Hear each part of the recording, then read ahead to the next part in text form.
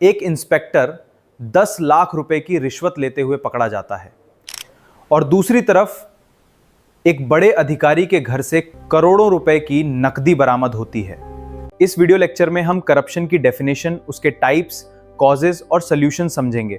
साथ ही UPSC mains में corruption पर आंसर्स कैसे लिखते हैं ये भी सीखेंगे। तो चलिए अब समझते हैं करप्शन होता कैसे है। इस पूरे लेक्चर के अंदर हम GS paper 2 and GS paper 4 के अंदर आने वाला एक टॉपिक करप्शन को पढ़ेंगे। इस पूरे लेक्चर को देखने के बाद करप्शन का हर एक सवाल आप सॉल्व कर पाओगे और उससे रिलेटेड सारा का सारा कंटेंट मैं इस वीडियो के अंदर ही प्रोवाइड करवाऊंगा। तो इस वीडियो को बिना स्किप किए ध्यान से देखना। चलिए स्टार्ट करते हैं। तो सबसे पहले जब भी आपके पास एक करप्शन का क्वेश्चन आता है ना, तो उसमें हमको सबसे पहले इंट्रोडक्शन लिखना होता है। तो इंट्रोडक्शन हम क्या लिख सकते हैं, हमारे पास कोई डेफिनेशन होनी चाहिए, कोई ओरिजिन होना चाहिए या फिर कोई करंट अफेयर का एग्जांपल होना चाहिए। तो यहाँ पे आप स्क्रीन के अंदर देख सकते हो कि हमारे पास एक वर्ल्ड बैंक की डेफिनेशन है।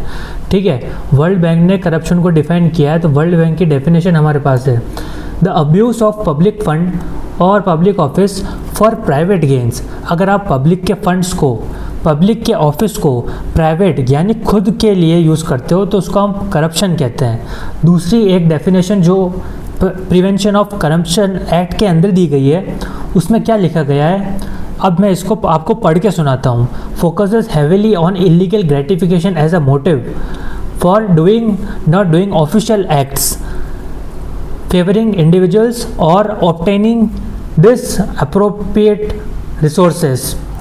disproportionate resources। तो ये पूरी की पूरी डेफिनेशन जो है ना प्रिवेंशन ऑफ करप्शन एक्ट में करप्शन की लिखी गई है। तो आप या तो अपने आंसर्स के अंदर इसको लिख सकते हो या फिर इसको लिख सकते हो। पूरे लेक्चर के ड्यूरेशन में हम यही समझेंगे कि भाई लोग कैसे कैसे अपने जो पब्लिक फंड्स है ना उसका मिसयूज़ करते हैं और करप्शन करते हैं। अगर मुझे यूपीएससी मेंस में कोई आंसर लिखना होगा ना तो मैं क्या करूँगा, मैं इस वाली डेफिनेशन को लिखूँगा जो कि वर्ल्ड बैंक ने दी है। मैं इस वाली डेफिनेशन को क्यों लिखूँगा, क्योंकि ये डेफिनेशन छोटी है, याद करने में आसान है, मेरा समय भी बच जाएगा और एग्जामिनर को समझ भी आ जाएगा।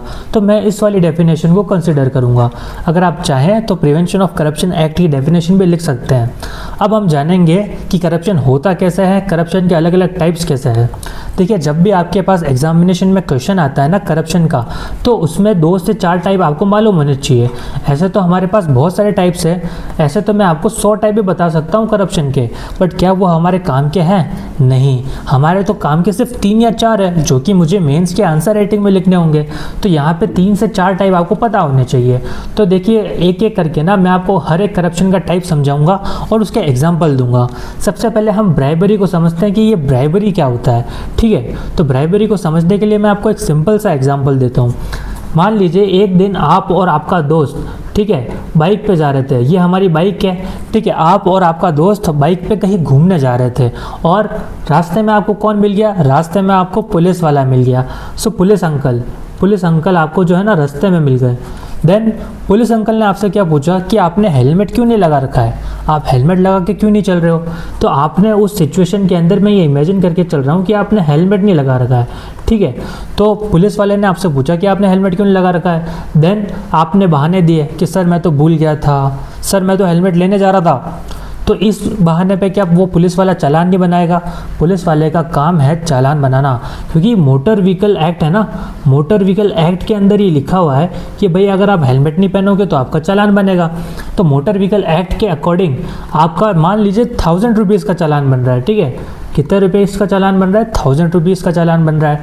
बट 1000 रुपीज़ तो आपके पास है नहीं, तो आप क्या करोगे, आप उससे रिक्वेस्ट करोगे कि सर मेरे पास 1000 रुपीज़ नहीं है, प्लीज़ मुझे छोड़ दीजिए। तो अब वो आपको कैसे छोड़ेगा भाई? आप उसको बोलोगे ना कि सर मेरे पास 1000 रुपीज़ नहीं है लेकिन मेरे पास 100 रुपीज़ है। तो आप एक काम करिए, सर ये जो 100 रुपीज़ है ना, इस 100 रुपीज़ को आप अपने रखिए जेब में। ठीक है, और इससे आप भी खुश हो जाओगे और इससे मैं भी खुश हो जाऊंगा, हम दोनों के दोनों खुश हो जाएंगे। तो इस सिचुएशन को एस्केप करने के लिए आपके पास 1000 रुपीज़ नहीं थे तो आपने क्या किया, 100 रुपीज़ दे दिए इस सिचुएशन से एस्केप करने के लिए। तो इस पूरी सिचुएशन को हम क्या बोलेंगे, ब्राइब। यहाँ पे आपने उस पुलिस वाले को क्या दिए, ब्राइब दिए। तो मेरे ख्याल से आपको ये सब समझ आ गया होगा कि ब्राइबरी क्या होता है। ठीक है, तो आपको जो ये पहला टाइप है ना करप्शन का, वो आराम से समझ आ चुका है कि ये ब्राइबरी क्या होता है। अब हम अगले 3 टाइप समझेंगे, और इन 3 टाइप में मैं आपको एक चीज़ बताना चाहूँगा कि ये जो 3 टाइप दे रखे हैं ना, पैट्रोनेज, नेपोटिज्म एंड क्रोनिज्म, ये तीनों के तीनों मैं आपको सिर्फ एक ही एग्जाम्पल में समझाऊंगा। और आपको ये एग्जाम्पल समझते वक्त ये ध्यान रखना है कि भाई ये जो तीनों एग्जाम्पल है ना, ये तीनों एग्जाम्पल में बस एक वर्ड का डिफरेंस आता है। तो अगला जो मैं आपको एग्जाम्पल बताने वाला हूँ ना, उसको एकदम ध्यान से सुनना है और ध्यान से सुन के समझना भी है। तो चलिए हम पैट्रोनेज को समझते हैं कि ये पैट्रोनेज क्या होता है। देखिए इसका एक एग्जांपल जो है ना, मैं आपको दे के दिखाता हूँ। जैसे कि मान लीजिए गवर्नमेंट को है ना एक ब्रिज कंस्ट्रक्ट करवाना है हमारे डिस्ट्रिक्ट के अंदर। तो मैं ये मान के चल रहा हूँ कि भाई गवर्नमेंट को एक ब्रिज कंस्ट्रक्ट करवाना है हमारे डिस्ट्रिक्ट के अंदर, या फिर किसी भी टाउन या किसी भी सिटी के अंदर। अब उस गवर्नमेंट खुद तो ये जो ब्रिज है ये बनवाएगी नहीं, गवर्नमेंट किसी को कॉन्ट्रैक्ट देगी ना कि आप हमारा ब्रिज बना दो। तो ये जो कॉन्ट्रैक्टर है ना, इसका निकलता है टेंडर। ठीक है, ये जो कॉन्ट्रैक्ट दिए जाते हैं ना, ये ऐसे ही नहीं दिए जाते, इसका टेंडर निकलता है। टेंडर का क्या मतलब होता है कि वो कॉन्ट्रैक्ट किसको दिया जाएगा, तो इसके लिए होती है बिडिंग प्रोसेस। अब जैसे कि मान लीजिए जो ऑफिसर है या फिर जो मिनिस्टर है, ठीक है, मिनिस्टर का भी तो इन्फ्लुएंस रहता है ना। तो मिनिस्टर के पास 3 से 4 चॉइसेस होती है भाई। 3 चॉइस उसके पास क्या है, एक तो वो जो कॉन्ट्रैक्ट है वो मुझे दे दे। मान लीजिए मैं कॉन्ट्रैक्टर हूँ, तो एक तो वो जो कॉन्ट्रैक्ट है वो मुझे मिल जाएगा, या फिर आप भी उस बिडिंग प्रोसेस में हो तो एक तो वो कॉन्ट्रैक्ट आपको मिल जाएगा, या फिर कोई एक्स पर्सन, कोई थर्ड पर्सन हम इमेजिन कर लेते हैं कि ये वो कॉन्ट्रैक्ट उसको मिल जाएगा। अब इस सिचुएशन में मेरिट को इग्नोर करते हुए, ठीक है, आपको ये समझना पड़ेगा कि मेरिट को इग्नोर करते हुए, यानी बिना किसी मेरिट के उस मिनिस्टर ने ना ये टेंडर मुझे दिलवा दिया। क्यों दिलवाया? क्योंकि मैं उसकी पॉलिटिकल पार्टी को सपोर्ट करता हूँ। तो मेरा उस पर पॉलिटिकल बैकिंग है ना, क्या है मेरी पॉलिटिकल बैकिंग। तो पॉलिटिकल बैकिंग है ना, इसीलिए उस मिनिस्टर ने वो जो टेंडर है, ये जो कॉन्ट्रैक्ट है ना, ये मुझे दे दिया। तो इसको आप क्या बोलोगे? इसको आप बोलोगे पैट्रोनेज, फेवरिंग। अब मैं इसकी डेफिनेशन आपको पढ़ के सुनाता हूँ। Favouring supporters of the government और a political party for appointments. ठीक है, तो ये जो है ना, ये आप पैट्रोनेज के एग्जाम्पल में आप यूज़ कर सकते हो। हमने पैट्रोनेज को बहुत ही अच्छी तरीके से समझ लिया है। अब मैं आपको इसी एग्जाम्पल के थ्रू नेपोटिज्म भी समझाऊंगा। तो नेपोटिज्म के लिए हम क्या इंक्लूड कर सकते हैं, जैसे कि मान लीजिए ये जो कॉन्ट्रैक्ट अभी मुझे मिला है ना, ये कॉन्ट्रैक्ट मुझे इसलिए मिला होता कि मैं उस मिनिस्टर का बेटा हूँ। ठीक है, ये कॉन्ट्रैक्ट मुझे क्यों मिला होता कि मैं उस मिनिस्टर का बेटा हूँ ना, इसलिए मुझे वो कॉन्ट्रैक्ट मिला होता। तो इस पर्टिकुलर केस के अंदर मैं इसको क्या बोलूँगा, इस सिचुएशन को मैं बोलूँगा नेपोटिज्म। वो पहली वाली सिचुएशन में क्या था, वो जो कॉन्ट्रैक्ट मुझे इसलिए मिला था क्योंकि मैंने उसको उस पॉलिटिकल पार्टी को सपोर्ट किया था। ठीक है, पॉलिटिकल पार्टी को मैंने जो है सपोर्ट किया था, इसलिए मुझे वो कॉन्ट्रैक्ट मिला था। दूसरी सिचुएशन में मुझे वो कॉन्ट्रैक्ट क्यों मिला, क्योंकि मैं वो जो मिनिस्टर था ना, मैं उसका बेटा था, इसलिए मुझे जो है वो कॉन्ट्रैक्ट मिल गया। तो इस पूरी चीज़ को हम क्या बोलेंगे, नेपोटिज्म। ठीक है, अब हम समझेंगे क्रोनिज्म को। क्रोनिज्म को समझाने के लिए ना मैं आपको एक सिंपल सा एग्जांपल देता हूँ। हमारे देश का जो अपोजिशन पार्टी है ना, वो जो रूलिंग पार्टी है उनके ऊपर एलिगेशंस लगाते हैं। कैसा एलिगेशंस लगाते हैं कि भाई आप जो है हर एक कॉन्ट्रैक्ट जो है ना अडानी को देते हो। ये हमारे जो है अपोजिशन पार्टी के जो लीडर है राहुल गांधी, वो हमेशा जो है रूलिंग पार्टी पे ये एलिगेशंस लगाते रहते हैं। तो आप इसको है ना, आप इससे कनेक्ट कर सकते हो कि जब कोई पॉलिटिकल पार्टी सिर्फ एक बिजनेस ग्रुप को ही फेवर करे ना, क्योंकि उस बिजनेस ग्रुप से उसके कोई कनेक्शंस हो, तो उसी को हम बोल सकते हैं क्रोनिज्म।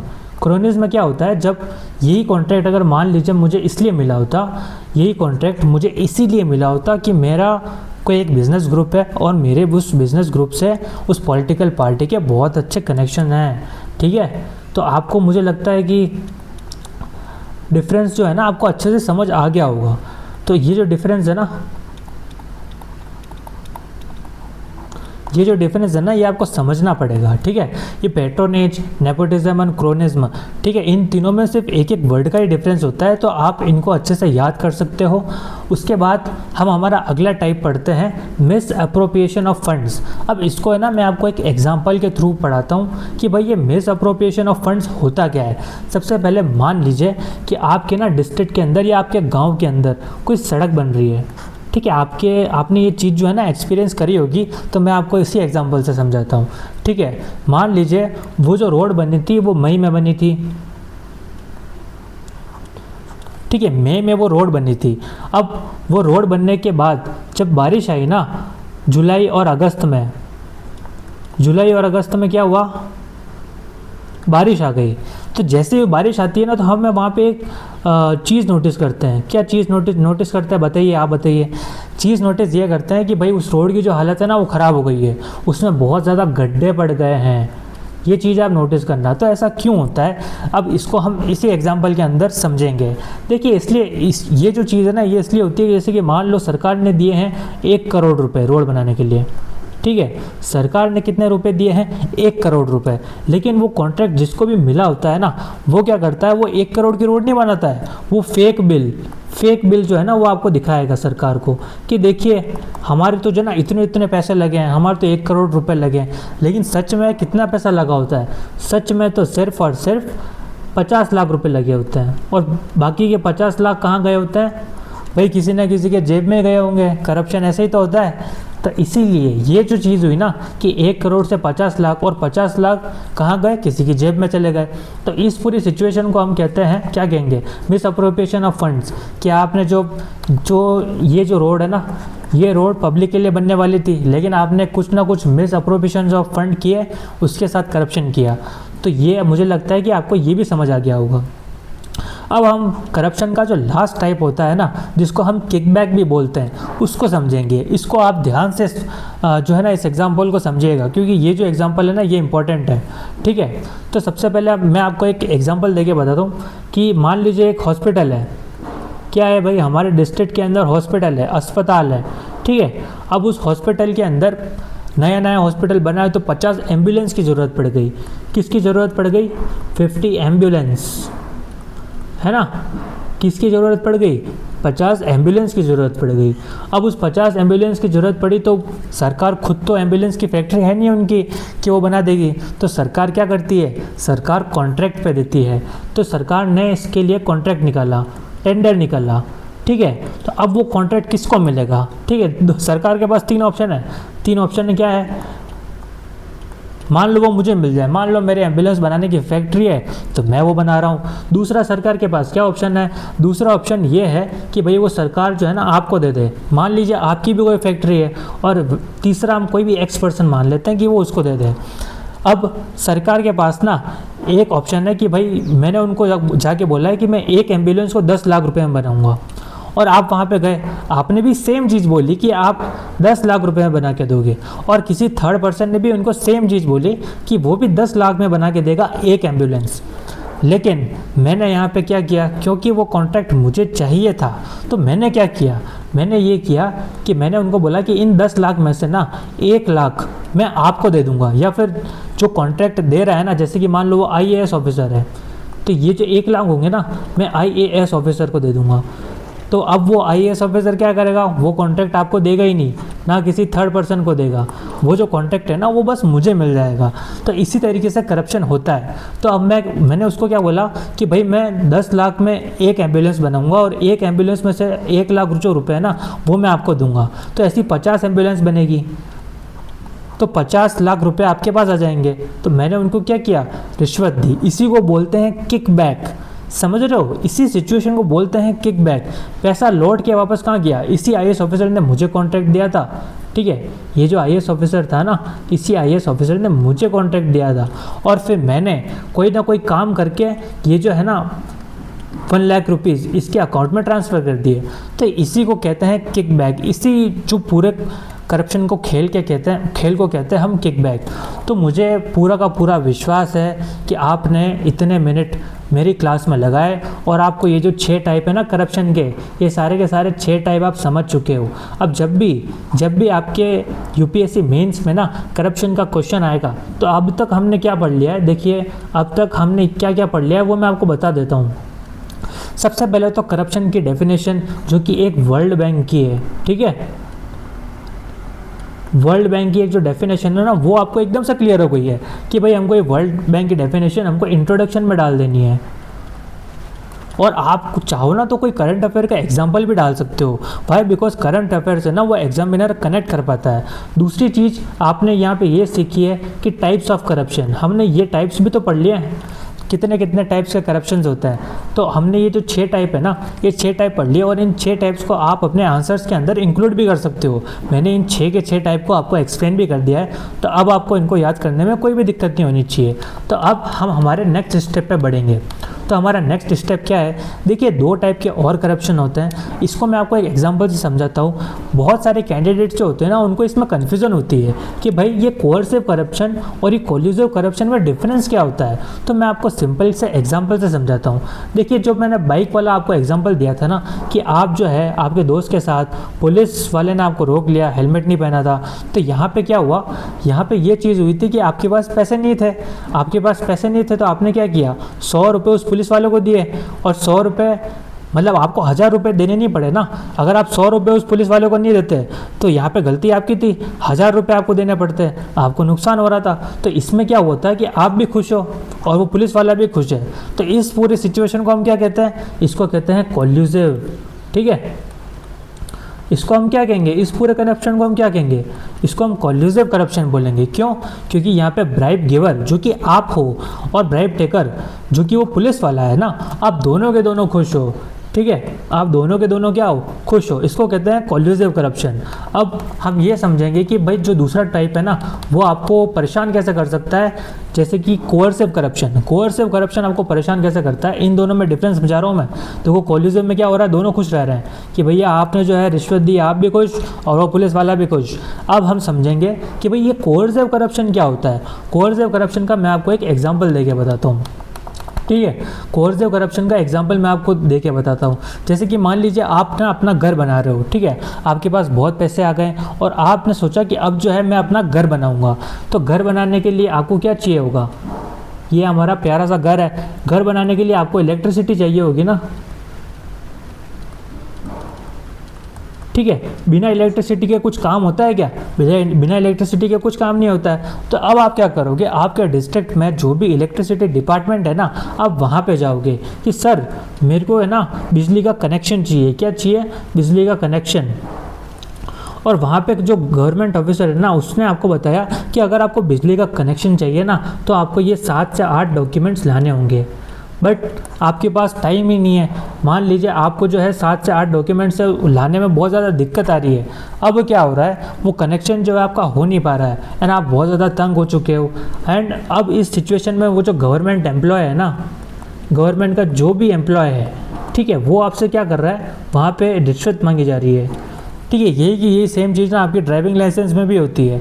आप जो है इतने सारे डॉक्यूमेंट्स आपको लाने के लिए बोलते हैं, लेकिन अगर आप उनके सामने 2 से 4 हज़ार रुपये रख दोगे ना, आपका लाइसेंस ऐसे बन के आ जाता है। तो यहाँ पे इस एग्जाम्पल को एक बार हम समझ लेते हैं कि देखिए मान लीजिए उसने आपसे मांगे, गवर्नमेंट ऑफिसर ने मान लीजिए 4K मांगे, 4000 मांगे। तो 4000 अगर उसने रुपए मांगे, लेकिन इसमें आप दुखी हो कि भाई आपको तो कनेक्शन चाहिए, आपको उसको 4000 देने नहीं है, आपको देने की ना इच्छा नहीं कर रही है। तो इस सिचुएशन में क्या है, इस सिचुएशन में आप हो जाओगे दुखी कि यार मेरे को तो घर बनाना है, और घर बनाना है तो फिर मेरे को तो कनेक्शन करवाना है, और कनेक्शन मेरा हो नहीं रहा है, अब मैं क्या करूं। तो भाई यहाँ पे आप हो जाओगे दुखी, और वो जो ब्राइब टेकर है वो तो हमेशा खुशी रहेगा ना, वो तो खुशी रहेगा ना भाई, उसको तो पैसे मिल रहे हैं। तो इस सिचुएशन को हम क्या बोलेंगे, इस सिचुएशन को हम बोलेंगे कोअर्सिव करप्शन। आपसे ज़बरदस्ती पैसा निकलवाया जा रहा है। तो यहाँ पे ज़बरदस्ती, आप इसमें क्या हो, आप दुखी हो, और वो जो ब्राइब टेकर है वो तो ऑब्वियसली हमेशा खुशी रहेगा। तो आपको ये डिफरेंस जो है ना समझना पड़ेगा कि कोअर्सिव करप्शन क्या होता है। कोअर्सिव करप्शन में देखो सिंपल सा डिफरेंस बताता हूँ। आप जो है वो दुखी हो, है ना, कोअर्सिव करप्शन के अंदर क्या है भाई, आप जो है ना वो दुखी हो, और कोल्यूसिव करप्शन के अंदर आप खुश होते हो क्योंकि इसमें आपका भी फ़ायदा हो रहा होता है। तो ये 2 टाइप के डिफरेंट मैंने आपको जो है ना करप्शन के टाइप्स बता दिए, ताकि आपको जो है ना आगे कभी भी कोई दिक्कत नहीं आए। इस पूरे पेज का ना आप स्क्रीनशॉट ले लो। क्या ले लो, स्क्रीनशॉट ले लो, स्क्रीनशॉट ले लो, क्योंकि भाई ये चीज़ें जो है ना आपके मेंस के आंसर राइटिंग में आप काम आती है। तो इसको समझने के लिए मैंने आपको जो कॉन्सेप्ट पूरा समझा दिया कि कोल्यूसिव और कोअर्सिव करप्शन में क्या डिफरेंस होता है। बट आप इसका स्क्रीनशॉट ले लोगे तो ये चीज़ शायद आपको याद रहेगी। ठीक है, अब हम हमारे अगले टॉपिक पे बढ़ते हैं। तो हमारा अगला टॉपिक क्या है भाई, सबसे पहले तो हमको ये पता लगाना होगा ना कि इस कॉजेज़ क्या हैं, फिर करप्शन जो है ना ये होता क्यों है। ठीक है, हमको क्या लगाना है, ये पता लगाना है कि यार ये करप्शन होता क्यों है, ये करप्शन हो क्यों रहा है।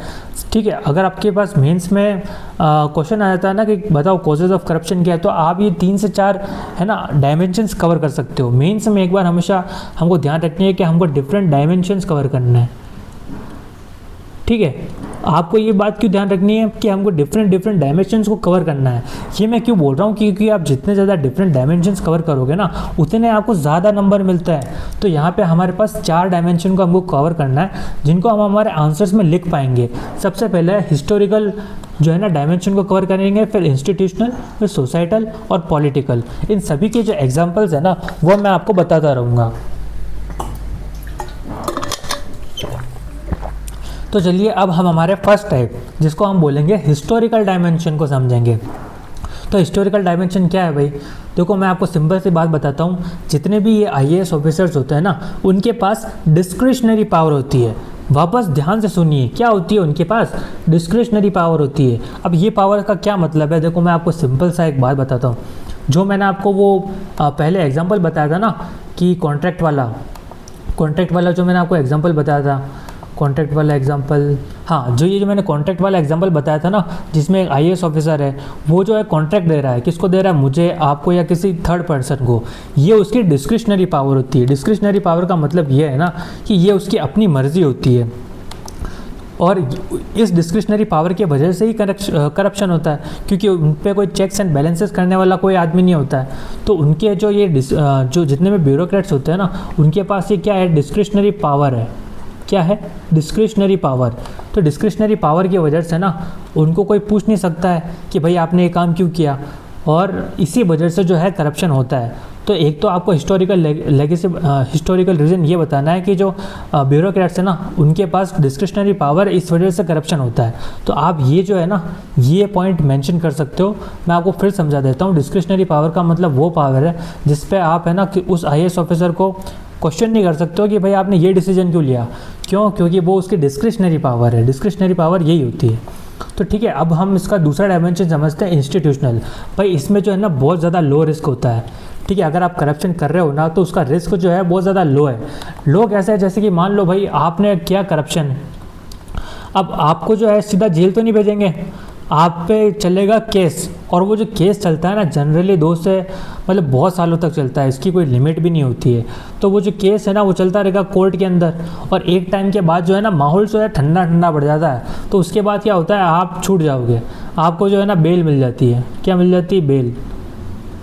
तो अब आप छूट गए। तो इसमें क्या होता है कि रिस्क बहुत कम होता है भाई, जो लो रिस्क और हाई अवॉर्ड है। मैं आपको ऐसे एग्जांपल्स यहाँ पे बता नहीं सकता हूँ, बिकॉज उसमें दिक्कत हो जाती है। बट आप है ना यूट्यूब पे जाके सर्च मारना, एक IAS ऑफिसर जिसके घर से 600 करोड़ रुपए का कैश मिला था ना, उसको आज जो है प्रमोशन मिल गया है। प्रमोशन का मिल गया है भाई, प्रमोशन का मिल गया है सेक्रेटरी की रैंक पे, सेक्रेटरी की रैंक पे है ना। तो सेक्रेटरी के रैंक पे उनको जो है प्रमोशन मिल गया है आज, और आज भी वो सर्विस दे रही है। तो वो जो एग्जांपल है ना, आप पक्का यूट्यूब से निकाल के देना और उसको कमेंट सेक्शन में मेंशन करना कि बताओ भाई वो एग्जांपल कौन सा है। ठीक है, ये काम आपको करना है। तो ऐसा हो जाता है। ठीक है, तो ये चीज़ आपको समझनी पड़ेगी कि भाई बहुत ज़्यादा लो रिस्क होता है, कोई रिस्क नहीं होता है, और अपने को हाई अवार्ड मिल रहा होता है, पैसा ही पैसा होता है उसमें। दूसरा ये कि सोसाइटल, देखो आज के हमारे टाइम पे ना ज़माना क्या चल रहा है कि भाई अपने पास कुछ हो या ना हो, अपने पास आईफोन ज़रूर होना चाहिए। ठीक है, हमारे पास क्या होना चाहिए, एक बढ़िया सा आईफोन होना चाहिए। हमारे पास क्या होना चाहिए, एक बढ़िया सा घर होना चाहिए, होम स्वीट होम।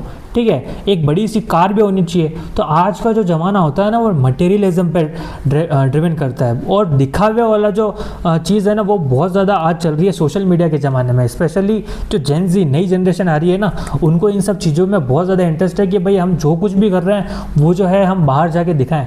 तो अभी जो ज़माना चल रहा है वो चल भी ऐसे रहा है कि हमारे जो सोसाइटी ना, वो मटेरियलिज्म पे ड्राइव करती है कि भाई जिसके पास जितना ज़्यादा पैसा है ना, मनी, ठीक है, उसी के पास जो है ना उतना ज़्यादा पावर है। तो ये जो चीज़ें है ना हमारी सोसाइटी के अंदर बहुत ज़्यादा चलती है, इसलिए जो है करप्शन बहुत ज़्यादा बढ़ रहा है, इसलिए जो है हम करप्शन करते हैं। चौथी चीज़ जो है ना पॉलिटिकल, इसका पॉलिटिकल रीज़न क्या हो सकता है, मैं वो आपको बताता हूँ।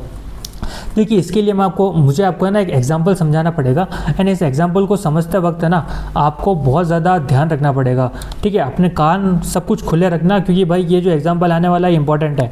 देखिए जब इलेक्शंस होते हैं ना अपने देश के अंदर, मान लीजिए इलेक्शन हो रहा है, तो उसके अंदर जो कोई सी भी पार्टी है, मान लीजिए वो एक्स पार्टी है, ठीक है, उस एक्स पार्टी के पास फंड्स आएंगे कि भाई उसके पास पैसा तो चाहिए होता है ना भाई इलेक्शन के लिए। इतना पैसा आता कहाँ से, इतने लोगों को आप जो है साथ में लेके चलते हो, तो इसके पार्टी के कुछ फंड्स होते होंगे, तो भाई वो पैसा आता कहाँ से, कोई तो देता होगा ना। अब जैसे कि मान लीजिए आपकी कोई कंपनी है और बहुत बड़ी कंपनी है, ठीक है, वो उस एक्स कंपनी ने, या मान लीजिए वाई कंपनी है, ठीक है, वाई कंपनी है, और आपने क्या किया, उस पॉलिटिकल पार्टी को ना फंड्स दे दिए।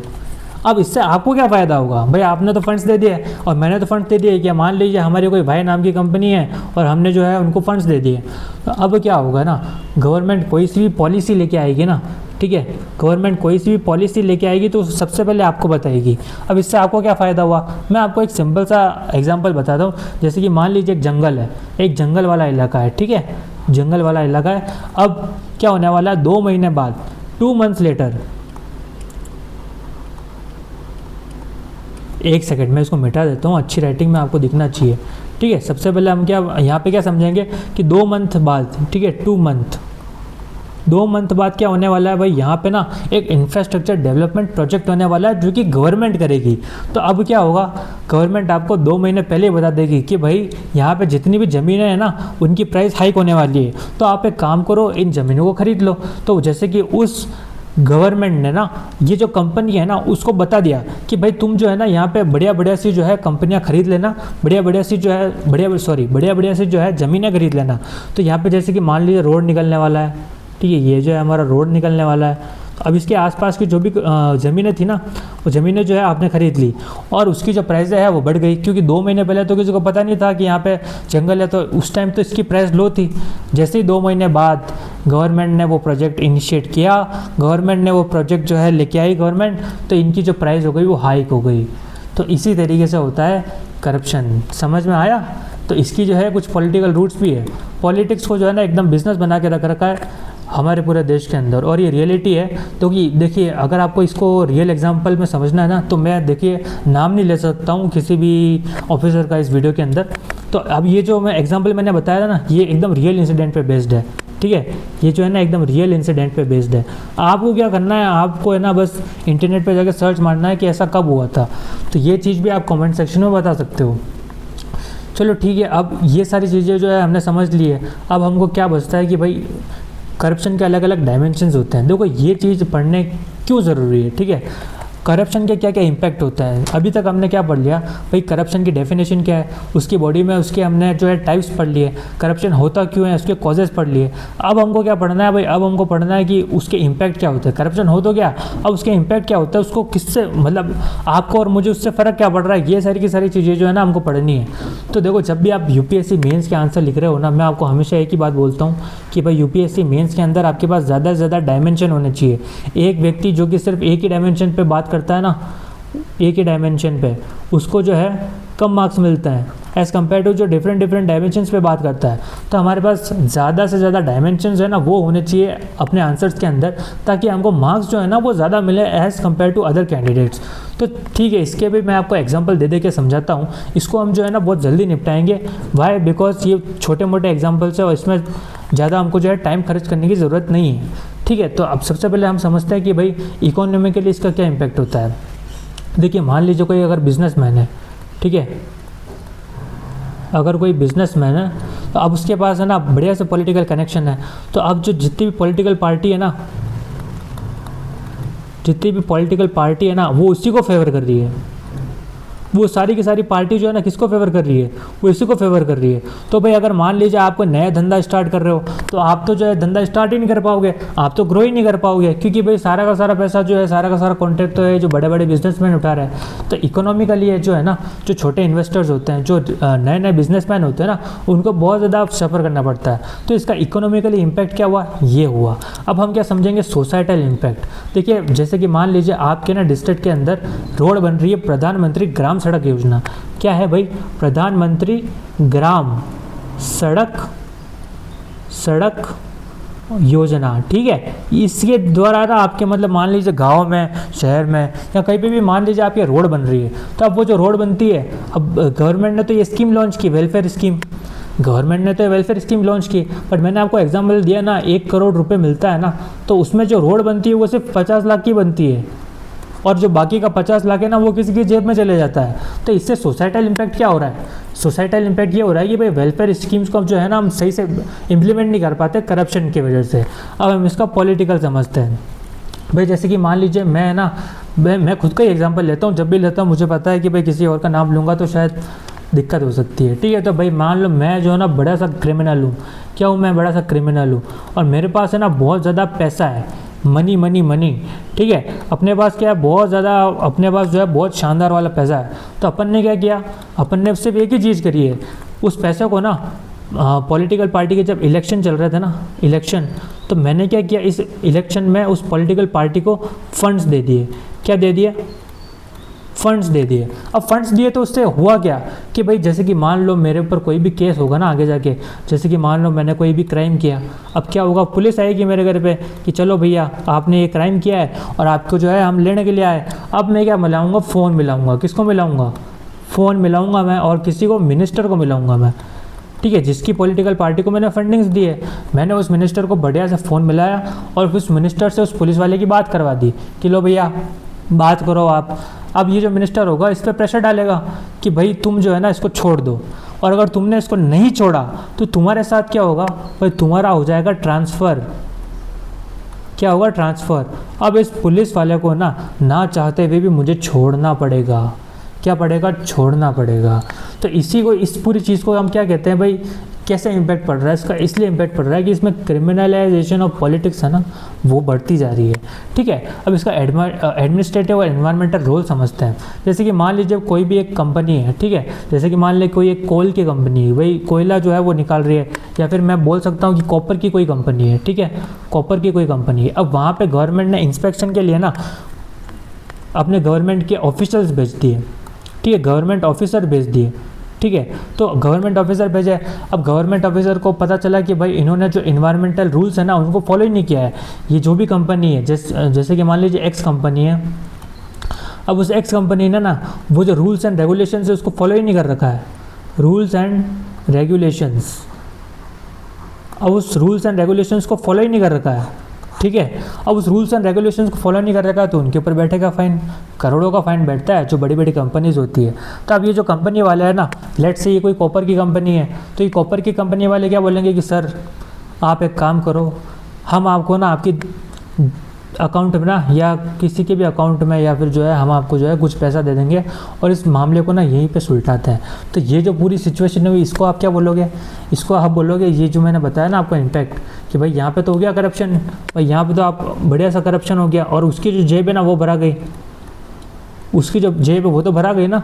लेकिन इसमें दिक्कत क्या आ रही है भाई? इन्वायरमेंटल जो रेगुलेशंस है ना, रेगुलेशंस वो तो वही नहीं, और इसकी ब्राइब की वजह से जो है भाई इन्वायरमेंट को नुकसान पहुंच रहा है। आज नहीं तो कल आपको और मेरे को ही तो गंदी हवा लेनी पड़ेगी। हम जब सांस लेते हैं तो उसमें धुआं क्यों आता है? भाई ये करप्शन हो रहा है इस लोअर लेवल पे। तो ये सब चीज़ें जो होती है ना भाई एनवायरनमेंट को भी अफेक्ट कर सकती है। तो इस चीज़ को भी आप अपने मेंस के आंसर्स में मेंशन कर सकते हो, ठीक है। दिल्ली में जो धुआं होता है देखिए उसको तो अलग ही रीज़न है, बट ये सब जो चीज़ें हैं ना आप इनको भी मेंशन कर सकते हो। तो भाई हमने करप्शन के टाइप्स पढ़ लिए, ठीक है। अब हमने ये भी पढ़ लिया है कि भाई उसके क्या क्या इम्पैक्ट हो सकते हैं। मल्टी डायमेंशनल इम्पैक्ट पढ़े हैं, क्यों? क्योंकि आपकी मेंस के आंसर राइटिंग में मल्टी डायमेंशनल इम्पैक्ट ही काम आएगा।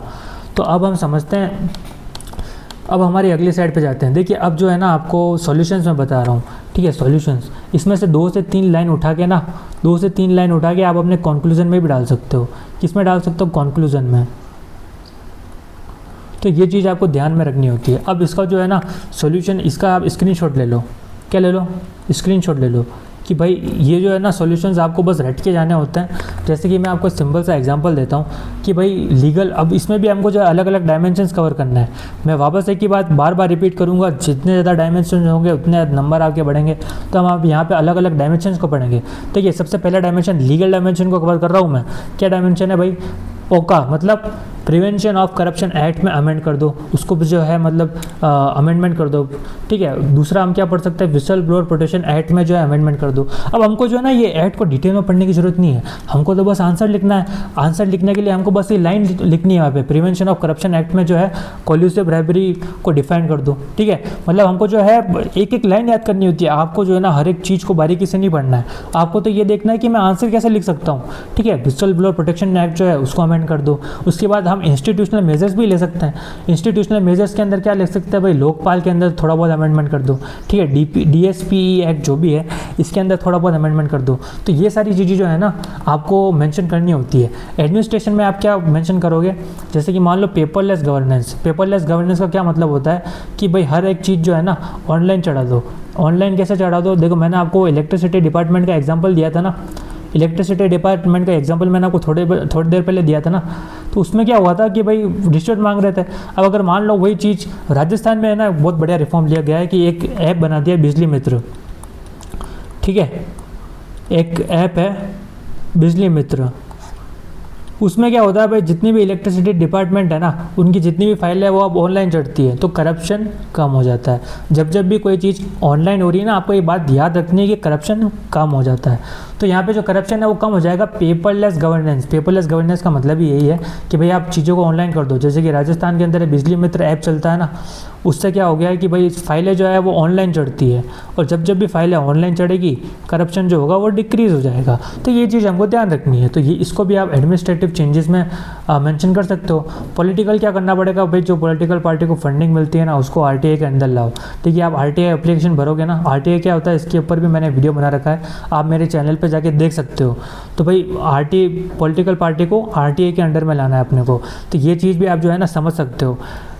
उसके लिए आपको जो है ना वो RTI अगर आपको नहीं पता है तो मेरे चैनल पे आपको एक वीडियो मिल जाएगी RTI की, आप वहाँ से जाके उसको देख सकते हो कि पॉलिटिकल पार्टी, मैंने जो आपको बताया था ना फंड्स इलेक्शन के टाइम पे फंडिंग होती है उससे भी करप्शन होता है, तो ये जो है ना उसमें सुधार आना चाहिए, उसको RTI के अंडर में लाओ।